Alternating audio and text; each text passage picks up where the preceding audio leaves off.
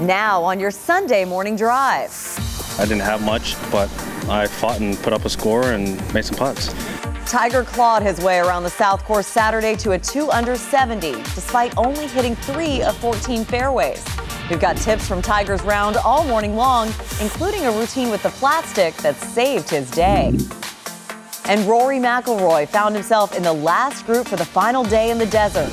Could he close out the victory in Dubai for his first win since the 2016 Tour Championship? And it was a windy start to the 2018 LPGA Tour season, but there are major champions crowding the leaderboard, with Canadian superstar Brooke Henderson alone at the top. We'll head to the Bahamas for a full preview of the final day in paradise. And days after the major of golf business, we're talking the state of the golf industry with some experts of the game. What does Tiger's return to a full schedule mean for the game? And who's facing the biggest challenges in 2018? It's all ahead on Morning Drive this Sunday, January 28th, 2018.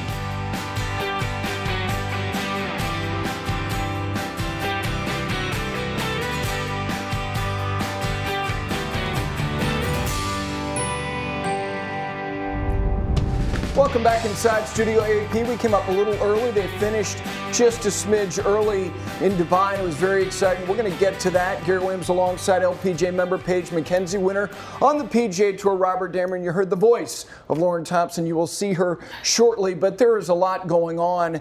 As Lauren pointed out in the Open, all the issues with the weather in Bahamas. It's so strange. The start they've had to that event, it's great that they start there, but we're going to start with somebody who yesterday was a combination of Houdini, David Blaine, and Doug Henning, if you're of that vintage, and that is Tiger Woods. Yes, what's happening now is that he moved up a number of places in the standings through 3 rounds of the Farmers Insurance Open with a 3rd round of 70. How? Well, just watch if you didn't happen to see it. Starting on the back 9, this is second on the par 4 12th, and he was off the fairway page. Yeah, I was going to say, that's not a deceptive camera angle. He was that far to the right, and beautiful. You mentioned it, all the escape artists. Beautiful. Yeah, he would make that to get to 1 under par. Now here he is on the par 5 13th. Robert putting for birdie from 15 feet. After laying up and missing a drive well right again, just go ahead and take that birdie. Sure, now we get to the par 4 15th. 3rd shot from the green side bunker. This is after deliberating over a giant high fade that didn't fade quite enough. I remember Aaron Oberholzer saying, he's got nothing here. He's got nothing. He managed to get to the green side bunker, left off the tee, left in second, but my goodness, up and down, safe par. That was Aaron's best Bob Rosberg. He's got nothing here. He would remain at 2 under par. He'd make that putt. Now here he is on the par 3 16, 225, Robert. Yeah, I think Aaron Oberholzer meant he had nothing there. Tiger could pull it off. And speaking of pulling it off, he pulled another iron shot way left. Make bogey, fall back to 1 under par. Now here he is on the par 5 18th. Putting for birdie, Paige. Yeah, and you have to take advantage of the opportunities that you do have. He didn't have a lot yesterday, but managed to convert on some of them that he did. So that gets him back to 2 under par. Now on the par 3 3rd, his 2nd shot, which is completely blind. He goes over the hill. He thought that 7-iron, which almost hit hole high, just bounced one that hopped straight over the green. But lucky it didn't go in the hazard, straight downwind and as firm as the greens are. I've hit that same shot and it's gone into the canyon, and that was a beautiful pitch, one of several. So he makes par, remains at 2 under par. Now here he is on the par 5 6th, long eagle putt from 44 feet. So much good putting from him over the last couple of days. Robert and I are going to take a little closer look at that later in the show. I'm going to show you what's working right for him. So he tapped that in, get to 3 under par. Finally, here he is on the par 3 8th, his 2nd from the thick rough. Robert, this is sublime. Sublime. A very shallow approach, hardly used his wrists at all, slid under it and got robbed, really. Whew. So he taps that in, he shoots 70, he's currently tied for 39th at 3 under par. And you can look at the circles and the squares. 3 of 14 is the exact same number, and 9 of 18 is the exact same number on the north course from the previous day. Back over on the south, those are lows for his career. And so here's what he had to say about how he did it with Band-Aids and gauze tape, putting together a 3rd round of 70. I didn't hit it worth a darn all day. I was really struggling out there trying to find anything that was resemblance to golf swing. Okay. But I was scoring. I was chipping and putting. I was grinding. I was trying to miss the ball on the correct side since I know I didn't have it. Trying to give myself the correct angles, and I did that most of the day. And then I had to rely on my touch and my feel and my putting, and some of my go-to shots aren't there. Some of my shots I like to hit under certain circumstances aren't there either. The only thing I have is my short game and my heart, and that got me through today. It's great to have a hometown feel. I've played well here over the course of my career, and I think a lot of these fans just want to see some of that, and trust me, I'm trying. It'd be nice to shoot something in the 60s. I would like to do something a little bit easier than I did today. Hit some more fairways, more greens, make it more conventional. But hey, I have another day in this whole process of trying to build my way back up, and I'm looking forward to it. Okay, so you take a look at his performance through 3 rounds, and his driving accuracy tied for 75th. Greens in regulation, he's tied for last in the field, but scrambling and putts per round, he has just figured out a way. The bottom line is, getting it into the hole, and he has done that. And you can see there are 77 players that made the cut, so his driving accuracy is basically a spot away from being at the bottom of that as well. So we've heard different words. He even used the word gross himself, Robert. Yeah. I'll start with you. You thought it was gross and beautiful. Really? Yes, gross and beautiful. There was no middle ground whatsoever in this round of Tiger Woods. The driving was atrocious. I mean, I need to get my thesaurus out to find words, maybe even worse. It was awful. It was all over the place, both sides, and not missing by this much. Missing by 50 yards either side. And honestly, it took a lot of luck. It's amazing that he hit 9 greens from where he drove it, because he was that wasn't even driver right there. No, that was 3-wood, and if he hits it just a little further, he couldn't have gotten over the trees. The same with 12, the miss. He got a little lucky, but he still pulled off the short game, was A+. An exhibition that I haven't seen since Tiger Woods' 08 U.S. Open, maybe. And when you look at having so much time off, I feel like that's usually the last place that comes back, the scoring ability. A lot of times you have those first rounds back and you're like, you know what, the scores aren't indicative of how well I'm playing because I haven't figured out exactly how to get the ball in the hole and to will it in and hit the little pitch shots and the feel shots when you are under the gun and inside the ropes and have the adrenaline. It's the feel shots that oftentimes leave you. That's what's amazing about the last 2 days. There is no way in the world, given what I saw off the tee and into the greens, that I would have expected a -3 in the last 2 rounds. This is the greatness of Tiger Woods. And I will say this, no question, even at not his best, which he clearly isn't, if you took the rest of the field, everyone else in the field, had them play golf from where he drove it all day long, he would be leading by 5 right now. I mean, no way anyone breaks par. He shot 2 under. Everyone else 3 over is the best they could have hoped for.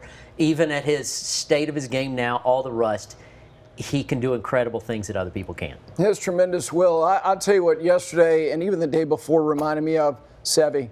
It did. Put him in places like that, and Tom Lehman said it in 1995 when he played him in his singles match at Oak Hill. He said, if I had to play where he played from, he would have beaten me 10-8. I mean, it's just, that's what it is. It's vision, it's guts, it's guile, and as he said, it's heart. And he has that. And when we talk about his putting, this is something that I think has been underrated in terms of examination, because so much has been made of all the swing changes over the last 4 or 5 years and his overall health and his full swing. He used to make everything. Everything. We were surprised when putts of this range didn't go in. And when putts he didn't make back in his day, they all looked like they were going in. Right. He never hit a bad putt. And I think we don't examine his stroke and his putting stance a whole lot because it's so textbook perfect. It's just a little move. There's nothing idiosyncratic about it to where we could break it apart and say, why does he do this move a little different? If you were just going to draw up a perfect looking putter stance and stroke, that's it. Yeah, it was great to see the toe kind of release post-impact. That was the biggest thing. I think Tiger Woods has been known for that throughout his career, is that relaxed release of the putter through impact. And it's so fun when you watch just the rhythm of it and then getting that putter head through impact. Yeah, there are others in the field, and I know that there are plenty of you out there, and we hear from you on social media saying, show everyone else you're still watching. We know you are. Well, let's talk about the others. And this gentleman who is going to make a commitment to play playing a fair amount in the United States this year. That is Alex Noren, his first start of 2018 on the PGA Tour. But let's start with another guy who's had great success here, and that is Phil Mickelson. Putted for birdie here on the 18th. Yeah, and after bogeys on 15, 16, and 17, just not the way to play the day. It's surprising, really, because I thought he had 2 good first days. He shot 76 back to 2 under par. Meanwhile, Jon Rahm, his day was surprising as well. But this is a good one here, Robert. This guy again, didn't he win last week? Man, he is so good. Talent is bottomless. Yeah, he got to 10 under and it was jammed up, first page with a lot of guys at 10 under par. Now here's Rahm on the 18th from 210. Yeah, and we remember his eagle putt. He had 18 figured out last year. This year, not so much. Hit it in the water actually on the first round as well, but was able to save par. Not the case yesterday. Shoots 75. He's tied for 12th at 7 under. He's probably going to need a day like he had last year on Sunday to defend. Meanwhile, Jason Day, his second shot, Robert, here on 15. 15, a really tough driving hole, and he had split the center of the fairway.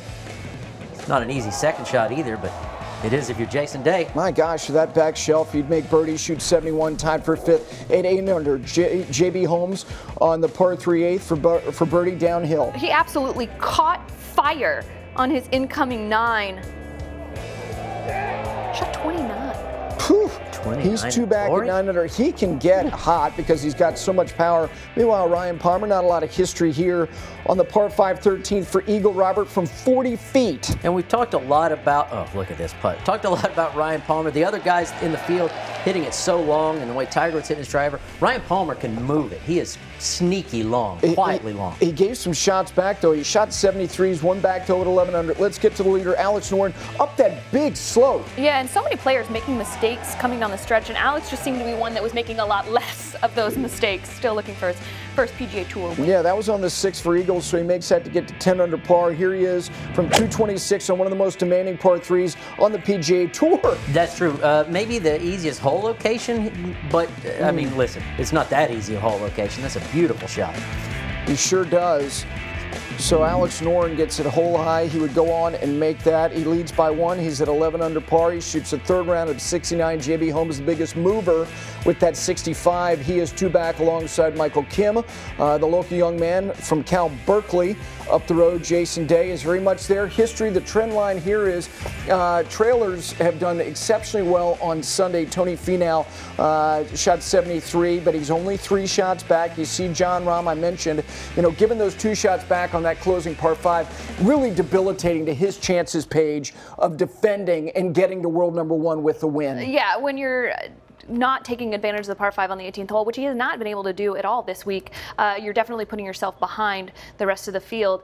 The other thing that's interesting is we talk so much about the statistics of Tiger Woods. We saw a lot of players out there struggling to hit greens and fairways out of Torrey. We don't want to underestimate how difficult the South Course can be. Both Jon Rahm and Ryan Palmer only hit 9 greens yesterday. Well, when we used to play it, or when I used to play it, the greens were always soft. It was like the rainy season. I know San Diego is supposed to have the best weather ever. Every time I went, it was a mess. So hitting greens was actually easier because it was almost always lift, clean, and place, and the ball stopped exactly where you hit it.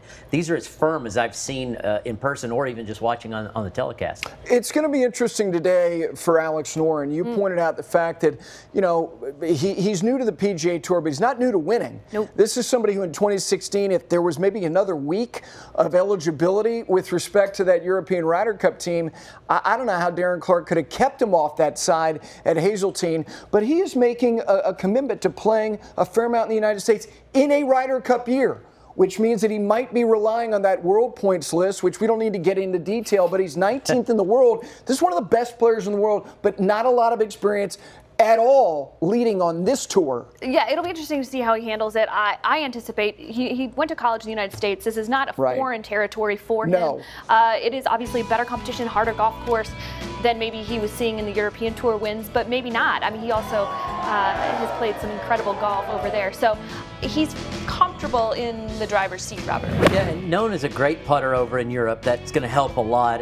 On a very, very hard golf course like Torrey Pines, it's a good course, I think, to have a lead, even though you said it's notorious for people coming from behind. On a tough course, if you can just get out and make pars and try to make people catch you, the way Tiger Woods used to do on tough courses in the league. And he hit 17 greens yesterday. And he leads the field in greens. Yeah, and when we talk about limiting mistakes on this course. This course can eat you up if you're not hitting it where you want to hit it, and he did that yesterday. And he won't hit 17 greens again today, so check the patience today too. It's just not going to happen again. So when you do miss a couple and you're not used to it because you only messed up one yesterday, you know what? Don't worry about it. Let's see how he reacts today when he does miss a couple, 3 greens in a row. It's supposed to be a very nice day, though, Robert, even though apparently every year you went to San Diego, it rained. Our researchers can figure out that probably never happened. Flooded. He walked uphill. It was just a cloud that hangs over your head. That could be.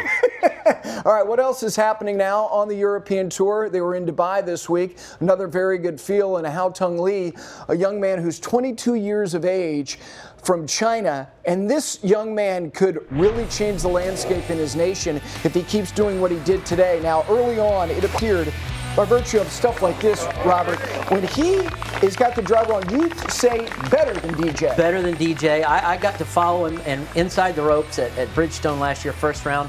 I've played a lot of golf with a lot of people. I've never seen anything like it, even close, driving exhibition-wise. That was 363, make birdie there, so he'd be tied for the lead at 20 under par. Now here he is on the par 3 7th from 186. And usually when I'm talking about Rory and his driving, I'm talking about how that can translate into the rest of his game. It's the club that gives him confidence, that he's able to rely on it and kind of loosens everything up. And I thought for sure that this was going to be a walk-away victory given how he started. That would put the pressure on Lee because Rory actually played first. You can see his mark to the left of the hole. Lee had 15 feet. He would make it. Rory would match that. So now they're tied for the lead at 21 under. But here's Lee on the par 5 10th. Had to take a drop, so he took a penalty shot from that waist area. And just pulled it a little bit, which can happen. You're trying to make sure you hit it. The ball first, hit it solid. You turn the club face down just a little bit. Full hook. Bad timing for a bogey on a par 5. Now here is Rory, center of the fairway page. He's got an iron in his hand on this par 5. Well, that again speaks to the driver off of the tee, but also taking advantage of this scoreable hole. Easy 2-putt birdie, 2-shot swing. So Rory now leads by 2 at 22 under. You're thinking, okay, this is going to go to script. But Tyrrell Hatton, who was playing ahead of the final groups, is making a push. And this for his 6th birdie of the day, kind of coming out of nowhere, making Rory a little nervous. He's just 1 shot back. He missed a birdie putt he needed to have on 17, so he knows he's got to go for the 18th and 2. Yeah, and for a player that's climbed the world ranking list over the last couple of years, really coming to the American forefront, I was expecting good things on the final hole. But wow. Not even close. No. He would finish at 20 under, though, a very good week. He would shoot a final round of 66. Let's get back to Haotong Li. Putting for birdie here, Robert, on 13. Yeah, just a little kick in for birdie and just hanging around. He didn't let the mistake on 10 get under his skin. He just is staying right there where he needs to be. Yeah, we show that because that tied him for the lead. Now here's Rory. Got a very unusual lie kind of in between those little markings. Pulls that thing left, and you're thinking this could be a big, big number. Well, there was a wad of sand in front of his ball, so even if he pulls off this big slice side spin, the sand in front's going to kill most of the spin. I really do not know what he was trying to accomplish. He would somehow make bogeys, so he's a shot back as they play 18th. Both players birdied 17. This for eagle. Lee's got 12 feet for birdie. He guns it by about 6 feet. So you're thinking, all right, Lee may or may not, but if he makes it, this tournament is over. And Paige, it is. Emphatic. Center cut, perfect pace, never a doubt. Wow. Haotong Li, 60th in the official World Golf Rankings, projected to go into the low 30s. He birdies 4 of his last 6 holes and beats a guy who was 11th in the world coming in. Rory is projected back into the top 10 after this week, and his solo 2nd. So for Rory, a 3rd, a 2nd, a good start, but still without a win. But again, it's just the end of January as we say good morning to Lauren Thompson. LT, what up? Good morning, Gary. Yeah, we've got a lot of excitement. We were all watching that golf. How's this lead in? Haotong Li, 23 under for the Omega Dubai Desert Classic. That's a tournament scoring record in that event. But how about the Grammys coming your way tonight? The 60th edition of this entertainment monster. So we put out this Twitter poll ahead of the Grammys. What was golf's record of the year? When looking back to last year, 2017, was it Brandon Grace's 62 at the Open, first ever 62 in men's major championship history, or Justin Thomas Thomas his 9-under at the U.S. Open at Erin Hills, first ever in that event. Then Justin Thomas again, his 72-hole scoring record at the Sony Open back in January of 2017. That's the lowest in tour history. And then 5 under 65 to set that record at 253. We know that he started that off with a 59, so we want you to chime in on that. Cast your vote, get that going. We're going to be getting to some of the examples, and our crew is going to weigh in with their picks later in the show. Do that at GC Morning Drive. But now, moving into our tee sheet, just a few days left in January. However, January is dedicated to starting the year off strong on Golf Channel. So Paige McKenzie, she's lined up the simplest but most effective ways to truly making this happen in your golf game. And get this, you can get started on it today. And then we may be back in Studio AP now, but earlier in the week, we were taking you inside exclusive access to the industry-only gathering at the Orange County Convention Center. So just in case you missed it, we're going to look back on those miles and miles of show aisles at the PGA Merchandise Show and spin it into a broad scope conversation on the business with key opinions, the state of the game, plus wind. It may have stopped play on Friday at the Pure Silk Bahamas LPGA Classic. Those gusts, they continued on Saturday if you were watching the action. But wow, do we have a trio of major champions at the top ready to battle it out. We're going to check in with Chantel McCabe from the scene, hear what they had to say, and also see the players that you should be paying attention to when you're watching that coverage later today. But get your ears ready also, because all Grammy-nominated artists, they're going to be featured today on Morning Drive. So listen up, Gary. Are you why are you saying that to me? Who's this? Say it to Robert. Specifically. Do I have this on? It's a big one. Come on, it is Stand hot by for me. Dan.